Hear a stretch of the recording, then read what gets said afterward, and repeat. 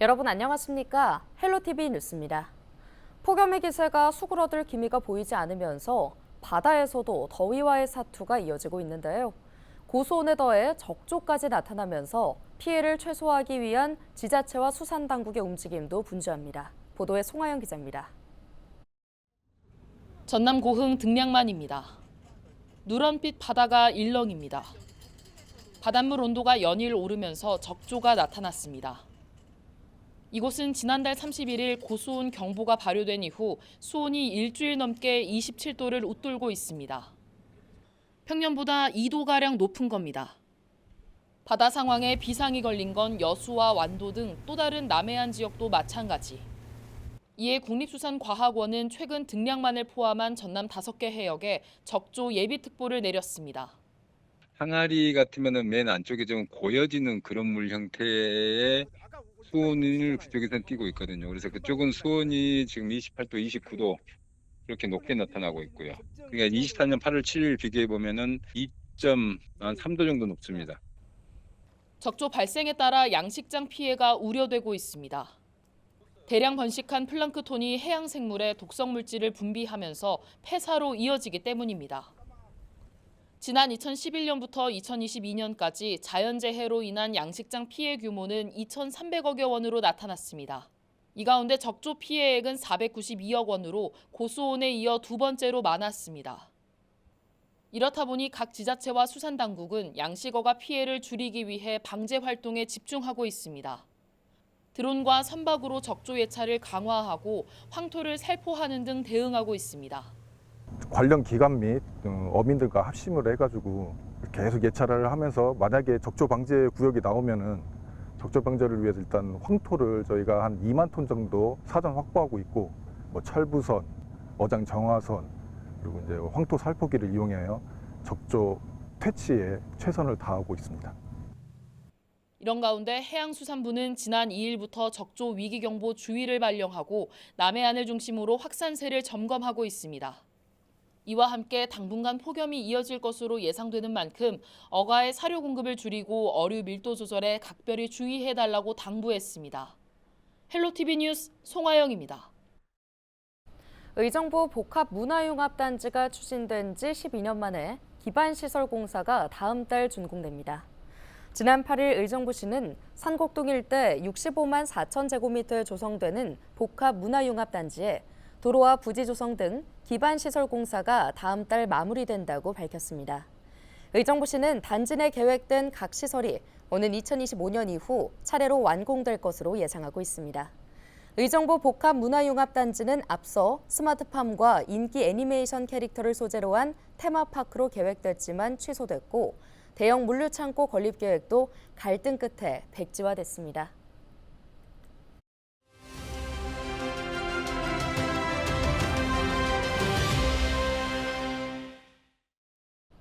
경기도 3개 도시에 말라리아 경보가 발령됐죠. 경기 북부 강원도에서 주로 발생하던 말라리아가 이제 서울까지 내려왔습니다. 일반 감기와 비슷해 구분하기 어렵고 예방법도 없어 방심할 수 있습니다. 말라리아의 증상과 치료 방법에 대해 자세한 내용 알아봤습니다.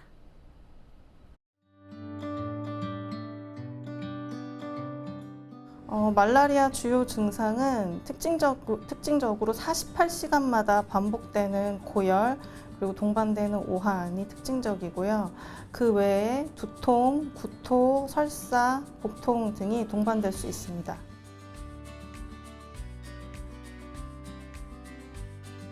네, 일반 감기와 말라리아의 차이점은 일반 감기는 보통 일주일 정도 시간이 지나면 서서히 증상이 호전이 되지만 말라리아의 경우에는 말라리아의 그 감염된 원충을 치료하지 않는 이상 병이 계속 시간이 지나면서 진행하기 때문에 일주일 정도 지났음에도 불구하고 하루 걸러 한 번 반복되는 발열이 지속되고 오한이 동반되거나 복통, 두통, 설사와 같은 증상들이 호전 없이 계속 악화된다면 즉시 의료기관 내원하셔서 진료를 받으실 필요가 있습니다.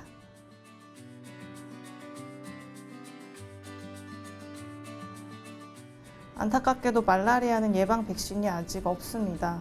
그래서 말라리아를 예방하기 위해서는 주로 모기가 활동하는 시기, 여름과 초가을에 야외 활동을 삼가는 것이 도움이 되겠고요. 특히 야간에 야외 활동을 삼가는 것이 좋겠고, 야외 활동을 만약에 하게 된다면 밝은 색의 긴 옷을 입는 것이 도움이 될 수 있습니다. 그리고 모기 기피제를 수시로 뿌리는 것도 도움이 될 수가 있고요. 집 근처에 모기가 서식할 수 있는 웅덩이나 고인물이 있는지 한번 살펴보시고 제거가 가능하면 제거를 하는 것이 좋겠습니다. 그리고 해외여행 요즘 많이들 가시는데요. 해외에 우리나라와 다른 말라리아가 유행하기도 하고 내성률이 다르기도 하거든요. 그래서 해외여행 하시기 전에 감염내과 전문의와 반드시 상담을 하셔서 내가 방문하고자 하는 지역에 맞는 말라리아 예방약을 처방받아서 복용하는 것이 도움이 될 수 있고요. 그리고 우리나라는 인천, 경기 북부, 강원 북부가 말라리아 유행 지역인데 이 지역에 여행을 갔다 왔거나 혹은 이 지역에 거주하시면서 말라리아 의심 증상이 생길 경우 혹은 군복무 중일 경우 앞서 말씀드린 그런 말라리아 의심 증상이 있다면 즉시 병원에 내원하셔서 진료를 받으실 것이 권고가 됩니다. 동두천시가 말라리아 무료 검사를 실시합니다. 시는 늘어나는 말라리아 매개 모기에 대응하기 위해 무료 검사를 기획했는데요. 신속 진단 키트로 검사하면 1시간 이내에 결과를 확인할 수 있습니다. 시 관계자는 말라리아의 잠복기는 7일에서 30일이지만 모기에 물린 후 몇 달 또는 몇 년 후 발병하는 경우도 있어 조기 진단과 신속한 치료가 중요하다고 설명했습니다.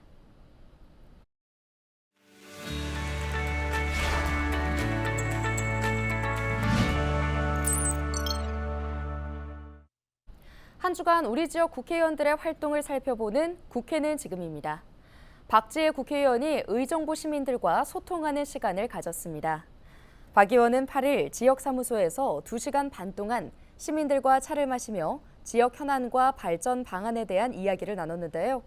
소통은 신청한 시민과 개별적으로 30분씩 원하는 주제를 갖고 대화를 나누는 방식으로 5차례 진행됐습니다. 박 의원은 매주 목요일마다 꾸준히 시민들과의 소통 시간을 마련할 계획이라고 밝혔습니다. 김용태 국회의원이 주관하고 교육부와 포천시가 공동 주최하는 영유아 정책 현장 간담회가 포천시에서 열렸습니다. 이날 김 의원은 좌장으로 참석해 직접 토론회를 이끌었는데요.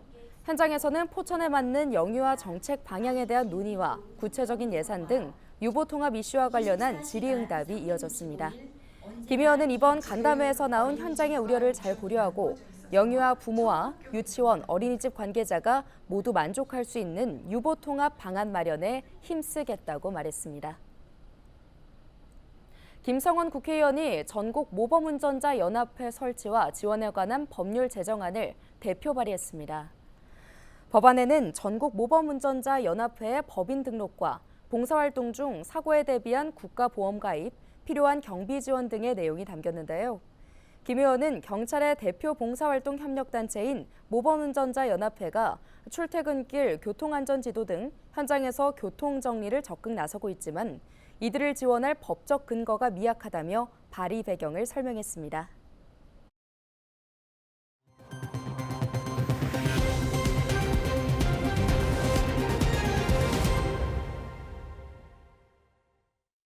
의정부시가 오는 12일부터 부대찌개 거리 일원에서 의정부 부대찌개 먹찍구 스탬프 투어를 진행합니다.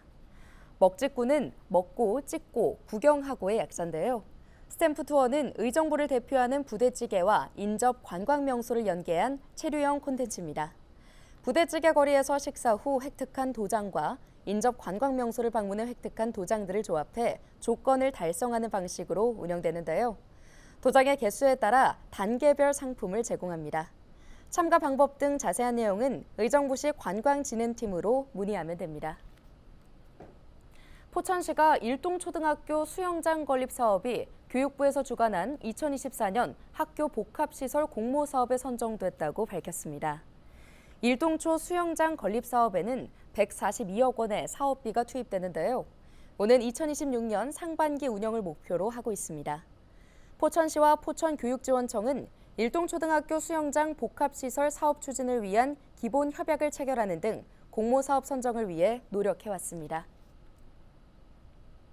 연천군과 연천군 장애인 가족지원센터가 발달장애인 문화활동가의 해설이 포함된 주요 관광지 투어 상품 이음 투어를 출시했습니다. 이음 투어는 연천 로컬 여행 전문 업체가 전체 운영을 담당하고 주요 지질 명소인 제인폭포 해설을 발달장애인 문화활동가인 이음메이트가 진행하는 방식인데요. 투어는 15명 이상의 단체를 대상으로 당일 일정으로 진행되며 수익의 일부는 이음메이트에게 가이드비로 지급됩니다. 양주시가 오늘 14일까지 지역 내 체육시설을 대상으로 아동학대 예방을 위한 지도 점검을 실시합니다.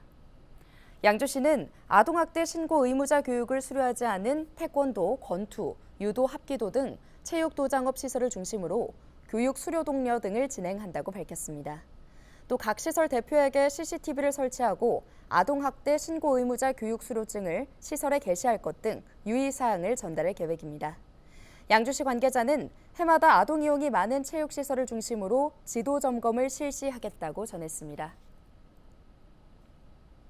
포천 외국인 주민지원센터가 업무를 시작했습니다.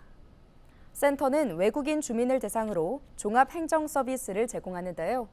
다국어 산업안전교육과 재무관리교육 등 신규 사업도 추진할 예정입니다.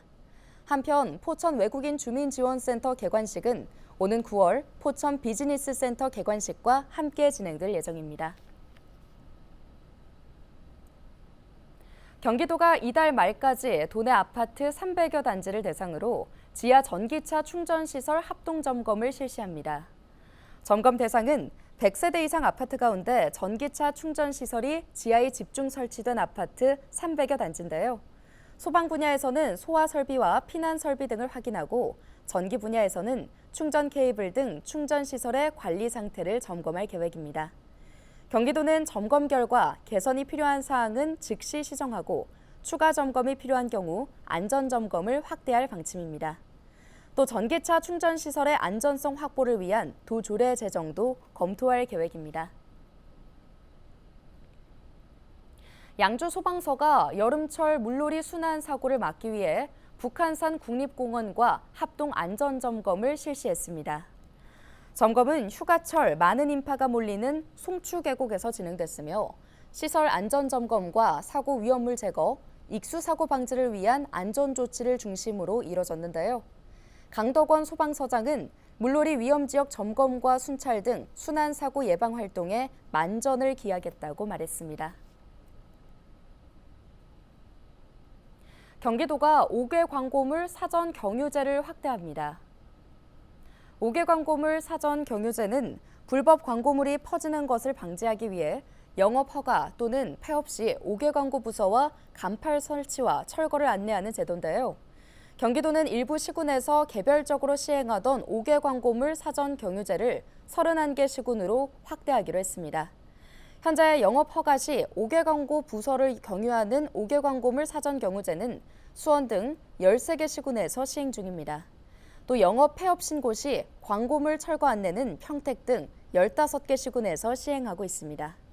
광고물을 허가받지 않고 표시하거나 설치하면 5개 광고물법에 따라 1년 이하의 징역 또는 1,000만 원 이하의 벌금의 벌칙 처분이나 500만 원 이하의 이행 강제금, 과태료 등의 행정 처분을 받게 됩니다.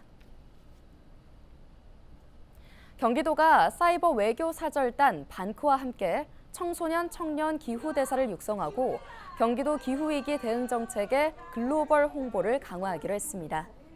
김동연 경기도지사는 반크와 함께 청소년 청년 기후 대사 육성을 위한 업무 협약을 체결했는데요. 이번 협약은 반크에서 청소년 청년 기후 대사를 모집해 기후위기 대응 정책 등에 대한 콘텐츠를 개발하는 등 경기도가 온 오프라인 기후변화 교육과 기후위기 대응 정책 홍보 콘텐츠 개발 등을 지원하는 내용입니다. 협약에 따라 경기도와 반크는 기후위기 심각성과 소셜미디어를 활용한 경기도 기후위기 대응 정책의 국제적 홍보를 위해 함께 협력하기로 했습니다. 오늘 준비한 소식은 여기까지입니다. 함께해 주신 여러분 고맙습니다.